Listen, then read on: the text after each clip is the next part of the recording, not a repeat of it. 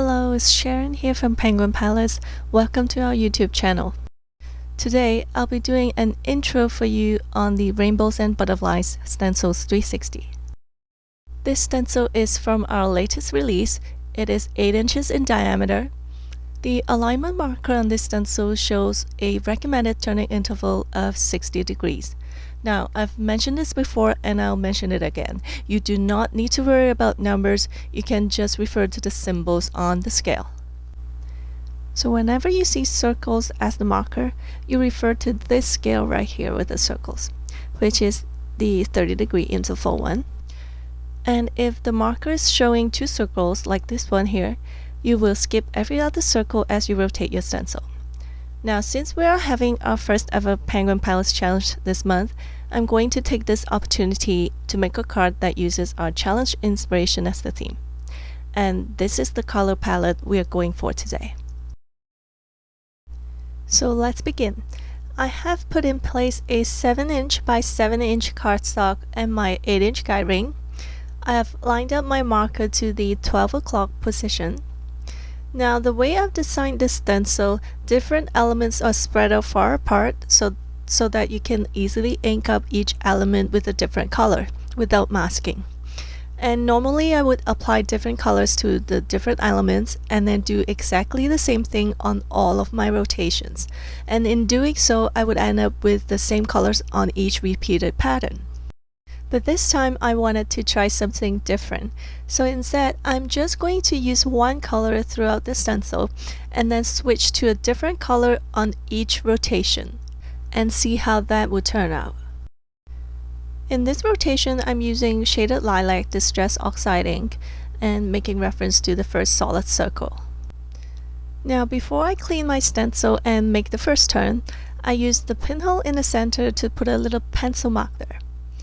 As I mentioned in my very first Stencils 360 intro video, the stencil and the guide rings, they are all fabricated to a measurement tolerance, meaning that the stencil may not fit perfectly into the guide ring, and that is totally fine.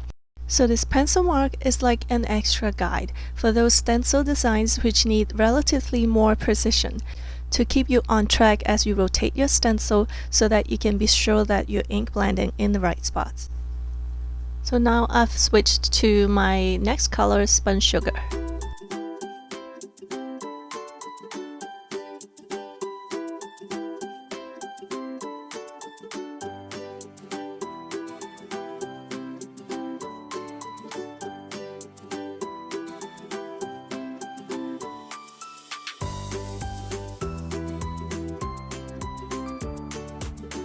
And my next color is Tattered Rose.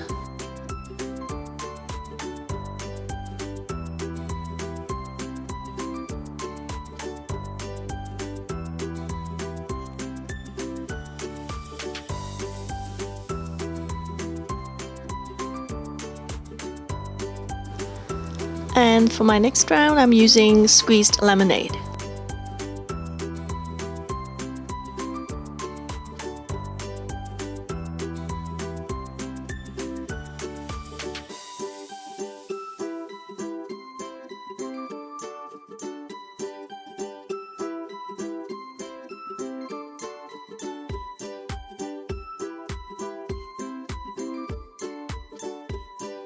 And then I'm switching to Worn Lipstick.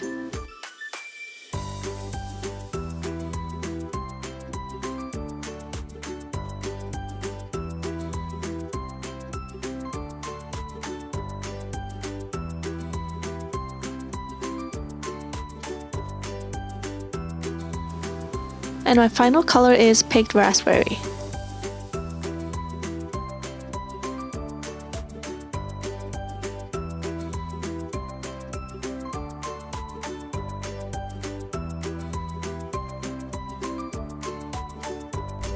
And this is what I got after just 5 rotations. And I gotta say, I really love this soft toned color palette.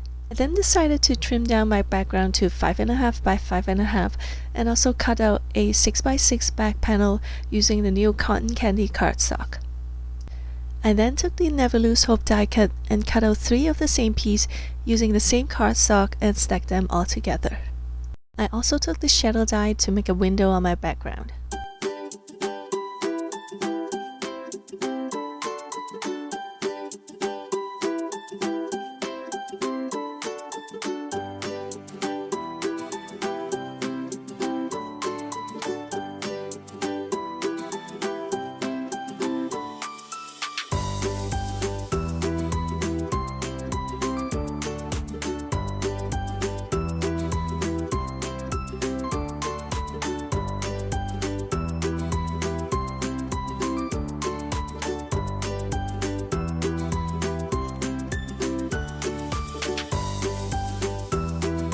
Finally, I made my card base from 2 pieces of cardstock, in which one has an extra half-inch tab for connecting both together. I really love how my card turned out. And here's a quick look at our first ever challenge inspiration theme again. I hope this card will inspire you to create yours using this color palette. You can upload your creations to ppstampschallenge.blog, and don't forget to grab the challenge badge and share your creations onto social media. The challenge winner will take away a $25 gift card to our shop. Thank you guys so much for watching, and I'll see you in my next video.